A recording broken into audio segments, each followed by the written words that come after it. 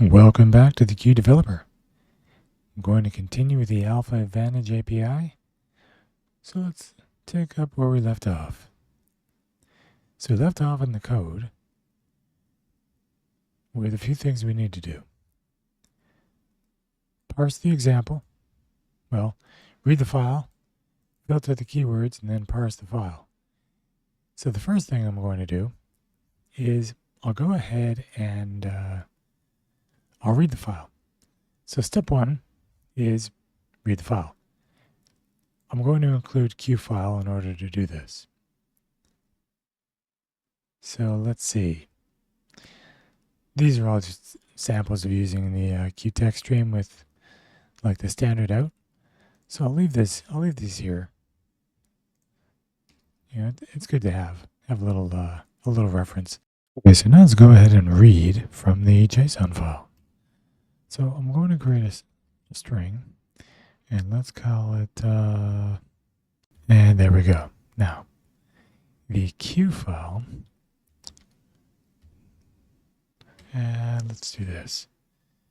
So let's now go ahead and read.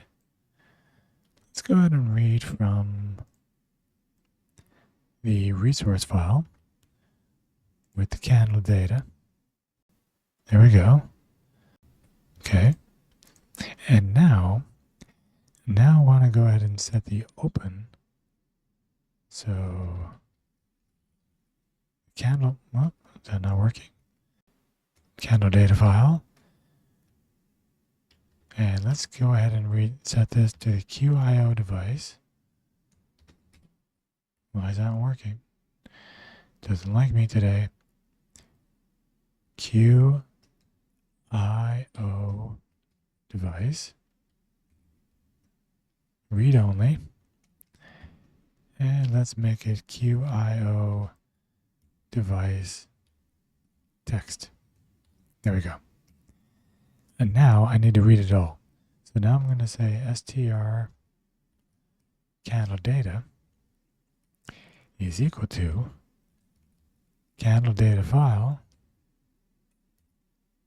Whoop, wrong one. Candle data file read all. There.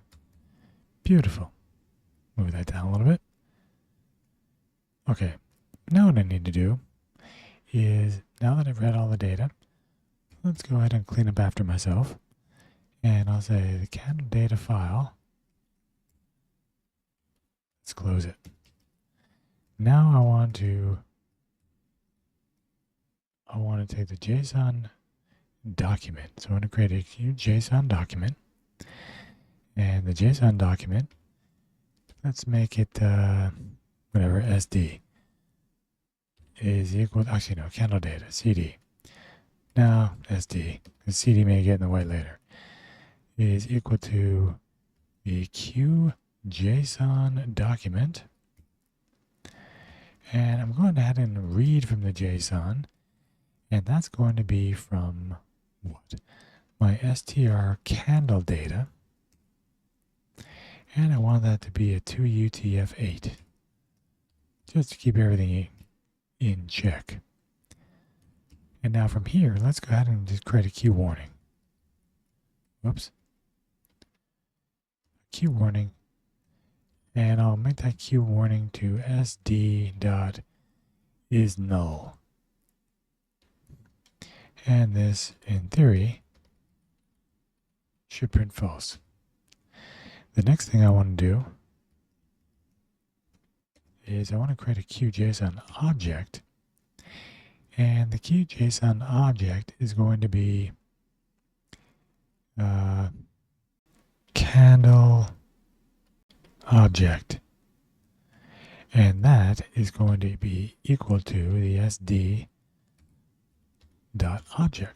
So now I can basically assign those objects as a QJSON object without having to traverse the whole thing with ... Then let's go ahead and test it out. Let's get the JSON value, and let's get, let's say candle value, and that, or actually, you know what, let's make it candles, And I'm going to set that to the candle object. And that's got to be the value. And the value I want to capture from here is this main level. And the main level should be this right here. This series is where everything begins. So in here, there. That's what I want. Now what I want to do is let's go ahead and qdebug it. Qdebug, oops, wrong one. Let's qdebug the candles. Now I need to convert those to an object, and then, oops. And then let's go ahead and make this a variant hash, and we'll get the size just to make sure there's actually something in there. So let's go ahead and take a look at our build. Let's build this.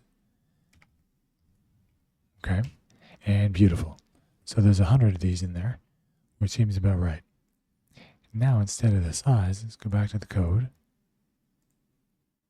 So now instead of the size, now let's go ahead and get the keys. So if I come back here,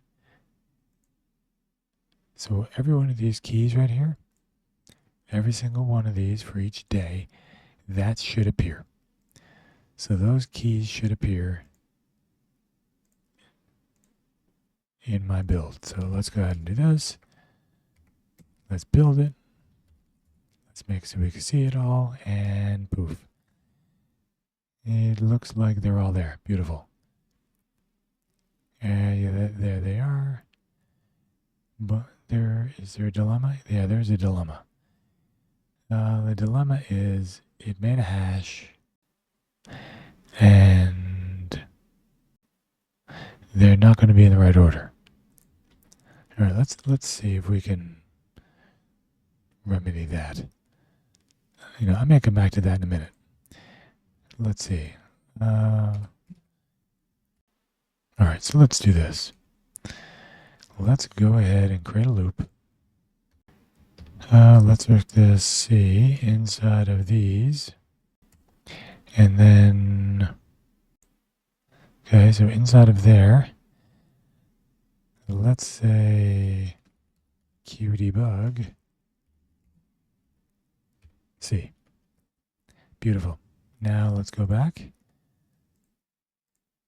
Let's try to build it. And let's try to run it. And yeah, there we go. Terrific. All right, so now we have them all. And are they in order? The order is important. Okay, well, it's giving us the data inside, but it is not giving us the date. And we need the date. Okay, so that's kind of annoying. Let's go back to our code. So what I wanted to do was change this to keys, then capture the candles, then output the key along with the candle data. Now let me cut back. Okay, that's good. Already built. There it is. So now, here's the date, here's the candle, here's the objects. That's wonderful. Terrific. Let's go back to the code. So that's pretty good. So now we go ahead, we have all of our candle information from the JSON. Next step, we're going to fill in the structure, put in the data in the right place, and then we'll actually have our candle with all the data. And that will be the next video. So stay tuned. We're almost there.